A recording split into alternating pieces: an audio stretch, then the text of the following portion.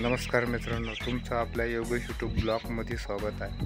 तुम्ही जर नवीन असाल तर चॅनलला सबस्क्राईब करा आणि व्हिडिओला एक लाईक करायला विसरू नका। आता आपण जात आहे दादरच्या शेतामध्ये।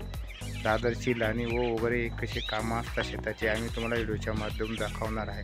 तुम्ही व्हिडिओला असेच बनवून राहा। तर भेटूया शेतामध्ये। बरेचसे लोक म्हणतात शेती पुरत नाही, पण घरचे करणारे जर असले तर शेतीसुद्धा पुरते। फक्त करायचं करा तर फक्त मेहनत खूप सर्व मिळून घ्यावं लागते। आपण जे घरचे सदस्य राहतात ते मिळून सगळे मिळून जर केली ना तर शेती पण पुरते। लोक म्हणतात आम्हाला माल झाला आणि ते झाला नाही, दुसरं पीक लावा, ते नाही झालं तर एकाची चर भरशार बसून आलो मी थोडी असतं, वेगवेगळे लावायचे। मी आता खाली दादर लावली, मध्ये घेऊ लागला, पुढे मक्का लावली। आपल्याला कपाशी नाही झाली पण दुसऱ्या मालाने साथ दिलीच ना। कधी एका पिकाच्या भरशावर अवलंबून राहू नये, म्हणून मग तो काही ना काही करत राहा। पर आले आता शेतामध्ये। हे जे आपलं शेत आहे बघू शकता, हे आपलं पहिलं गव्हाचं शेत। आपण जे झालेली दादर ती काढून घेतली आहे।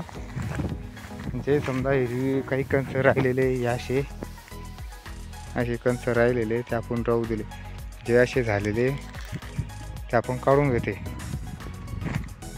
जे बंदराची झाडा खालची होती ना, झाडा खालची आणि गेवाच्या बाजूची तिथे आपला गेहू होता ते आपण राहू दिली। आता तिकडे इकडची आपली लाणी करणं झालेली आहे। हे बघा याची लाणी झालेली आहे। पुढे आता लोक लाणी करत आहे।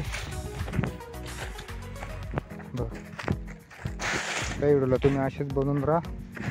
तर नवीन असाल तर चॅनलला सबस्क्राईब करा आणि आम्हाला लाईक आणि फॉलो करत राहा मित्रांनो। आपण आता आले जिथे डेरा मारलेला आहे, हे बघा इतका डेरा मारलेला आहे। बघ 3 लोक लावलेले शेतामध्ये।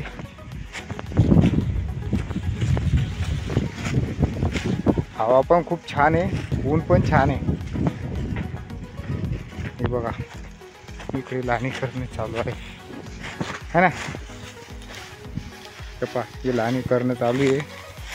अशी मक्का आपली मक्काने आपली दादर आडवी पाडली आहे, त्याला असं काटून घ्यावं लागतं। हे बघू शकता तुम्ही, डाल्यामध्ये टाकली बघा इतके हारा बाकी आहे। हे पाखरं खात होते म्हणून आम्ही हा झेंडा लावला होता सफेद कलरचा। तर तुम्हाला व्हिडिओ कसा वाटला आम्हाला नक्की कमेंट बॉक्समध्ये कळवा। तर भेटूया पुढच्या व्हिडिओमध्ये, तोपर्यंत नमस्कार।